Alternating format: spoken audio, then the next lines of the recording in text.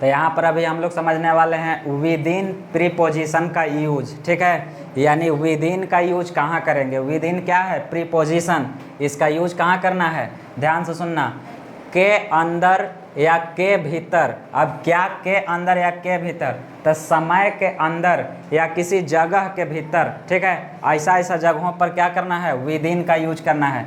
ध्यान देना, किसी दायरे या अवधि के अंदर, माने कोई काम किसी समय के अंदर हो जाना चाहिए। समझ में आया कि नहीं। एक टाइम लिमिट फिक्स कर दिया जाता है कि तुम्हें ये काम इतना समय के अंदर कर देना है। समझ में आया।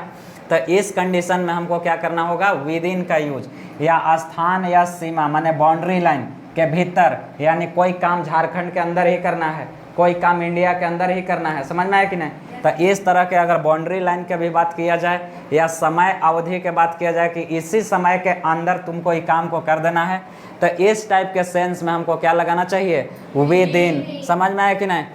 तो जैसे मैं यहाँ एग्जाम्पल ध्यान देना, I will come with in 5 minutes, मतलब क्या, मैं 5 मिनट के अंदर आ जाऊंगा। समझ में आया कि नहीं, मैं 5 मिनट के अंदर आ जाऊंगा। यानी किसी से वादा करके जा रहा है, जो भी है वो हो सकता है कुछ ऐसा फीलिंग हो रहा है कि हम आ जाएंगे, यानी एक टाइम का लिमिट बताया कि हम 5 मिनट के अंदर आ जाएंगे। समझ में आया कि नहीं।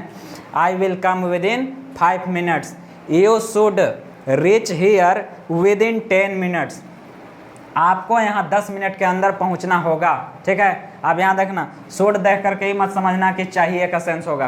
तो चाहिए के सेंस में भी बोल सकता है कि आपको यहाँ 10 मिनट के अंदर पहुँचना चाहिए या आपको यहाँ 10 मिनट के अंदर पहुँचना होगा, बात एक ही है। You should reach here with in 10 minutes. समझ में है कि नहीं। तो यहाँ भी समय अवधि का बात किया है कि 10 मिनट के अंदर, लेकिन इस सेंटेंस को ध्यान से देखना, the school is with in walking distance of my house, मतलब स्कूल मेरे घर से पैदल दूरी के दायरे में है। समझ में है कि नहीं।